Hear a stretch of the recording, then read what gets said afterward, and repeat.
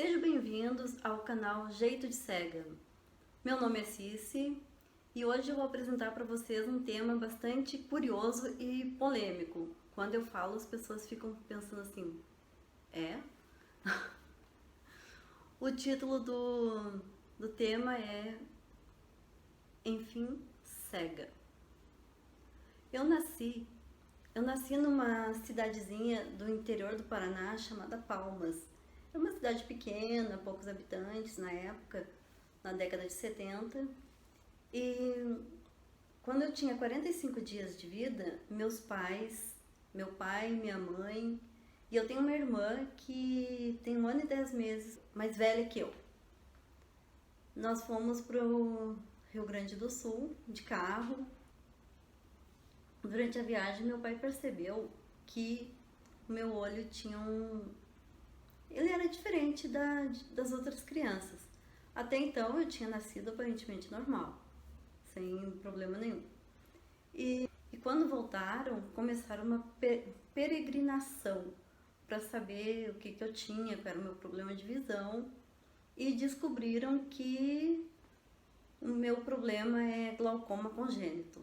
Glaucoma congênito é uma degeneração na retina, que aumenta a pressão ocular. E aos 10 meses de idade, eu fiz uma cirurgia para corrigir o glaucoma. Aí fiquei enxergando apenas de um olho. Eu tive uma infância praticamente normal, bem tranquila, mas com aquelas dificuldades de criança com baixa visão. Muitas vezes a minha mãe não deixava eu brincar sozinha, brincar na casa de outras crianças. Ela me cuidava um pouco. Então eu fazia algumas peraltices, né? Um dia ela não deixou ir na casa de uma amiga. O que eu fiz? Eu combinei com uma amiguinha minha, coloquei os nossos chinelinhos Masterna num poço, né? E viradinho como se a gente tivesse pulado lá dentro. Qual era o pensamento meu? Enquanto minha mãe e meu pai procurassem a gente, eu ganhava tempo para ficar brincando. Mas eu brincava muito com as outras crianças e era bem tranquilo. E fui estudar aos 7 anos de idade. Eu fui estudar num colégio municipal porque não tinha pré-escolar e nem um jardim de infância em colégio público. Então eu comecei a estudar aos 7 anos. Nossa, quando eu comecei a estudar eu achava tudo muito legal, eu tava aprendendo as coisas. Durante as brincadeiras era bem gostoso, mas quando eu comecei a escrever, eu não conseguia enxergar o quadro negro. Aí a professora sugeriu que eu levantasse da minha classe, levantasse da carteira e fosse até o quadro negro, ler e depois voltar. E também eu não podia sair no recreio com as outras crianças porque a professora não se responsabilizava por mim. Mas assim eu fui estudando, eu estudei o 1º ano, o 2º ano no Paraná. E como meu pai é militar do exército, a gente mudava muito de cidade.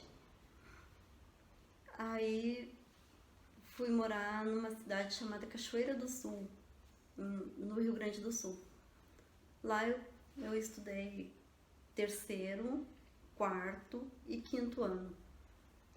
No 3º, 4º e 5º ano começou a ficar tudo muito difícil, porque aumentava os conteúdos, aí tinha livros com letras miudinhas, eu não conseguia ler. E eu não conseguia acompanhar a turma. E acabei saindo da escola, parei de estudar porque literalmente não conseguia acompanhar a turma. Também não tinha acessibilidade nenhuma. Aí parei de estudar, foi tudo muito confuso, muito complicado para mim. Acabei parando de estudar. Eu não era cega e nem vidente. Vidente é um termo que nós, deficientes visuais, usamos para aquelas pessoas que enxergam. E aí eu fiquei uma adolescente assim, eu saía, mas era bem difícil, que às vezes eu tropeçava nos degraus, eu batia naquelas placas, esbarrava naquelas placas mais fininhas, aqueles postezinhos fininhos de ferro que tem umas placas. E também cometia muita gafe, né? Eu vou contar só uma delas por enquanto pra vocês. Saí pra dançar uma vez e na hora de ir embora eu vi uma moça loura. Eu pedi licença pra ela e a moça não saía. E eu pedi licença pra ela. Vocês acreditam? Eu achei a moça até bonita. Aí quando eu fui, tipo, ela não saiu da minha frente, eu fui seguir. Eu falei, ela não vai sair da minha frente, eu vou. Só que a moça era eu no espelho. E assim foi passando e o meu olho começou a doer um pouquinho, mas quando se é deficiente visual, a visão vai baixando, vai diminuindo cada vez mais, mas não percebe, porque faz parte, aí você não percebe. Só que a minha visão foi diminuindo e eu comecei a parar de fazer algumas coisas, como por exemplo, eu parei de andar de ônibus sozinha, eu parei de sair sozinha na rua caminhando, mas sempre eu arrumava uma desculpa. E também eu nunca gostei que alguém falasse sobre a minha deficiência visual. Era um assunto que não existia entre a família. Eu sempre fiz acompanhamento oftalmológico e os médicos sempre falaram que eu ia ficar cega.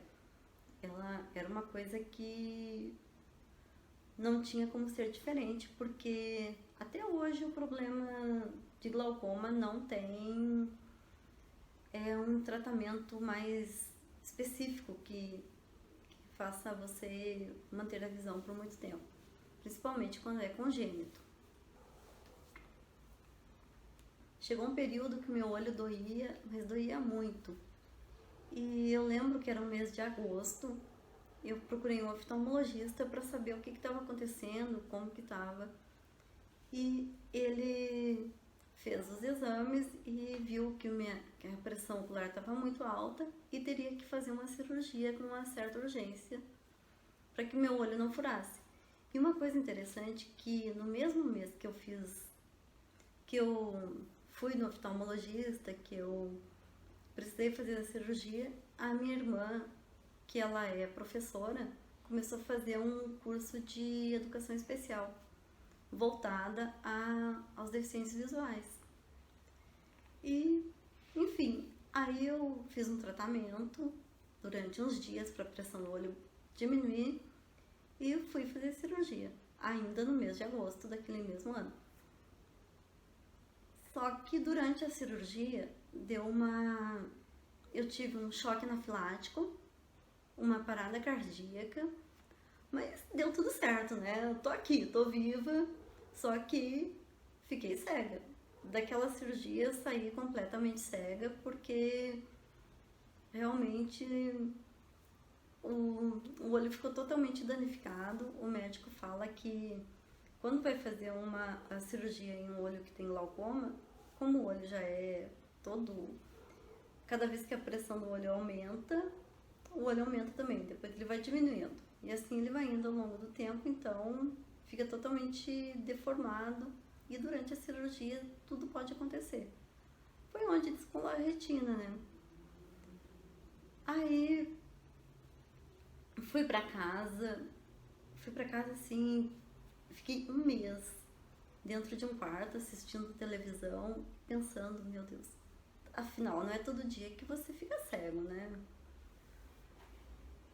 E a minha irmã, como eu já tinha falado antes, ela fazendo o curso de educação especial, ela começou a aprender o braille. Ela aprendeu o braille aprendia na teoria e na prática e me deu uma reglete de presente. A reglete é o equipamento que a gente usa para escrever em braille. Ela me deu uma reglete de presente e começou a me ensinar o braille por telefone. Aí eu aprendi o braille, fui aprendendo. E ela continuou fazendo o curso dela. E começou a passear na minha casa e contar histórias.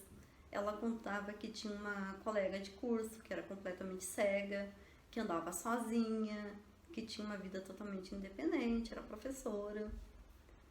Aí quando foi um dia, ela chegou pra mim e falou assim, olha, tem um centro de reabilitação, e perguntou se eu queria frequentar o centro. Aí eu falei que sim. E fui. E fui para esse centro de reabilitação, que é um centro que existia em Porto Alegre, chamado Centro Luiz Braille. E aí quando eu cheguei lá, eu fui apresentada ao pessoal. Eles me mostraram a bengala, como utilizar a bengala, a orientação à mobilidade. Me falaram tudo que tinha lá para eu aprender.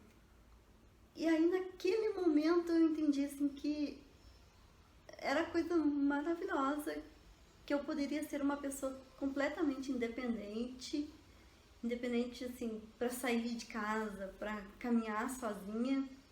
Aí eu entendi que realmente, enfim cega mesmo, porque agora eu sabia que eu poderia ter uma vida de cega, de totalmente cega. Eu tinha uma identidade, porque antes eu não sabia se eu enxergava, eu não enxergava, então era bem complicado. Então agora eu tenho uma identidade e, enfim, cega.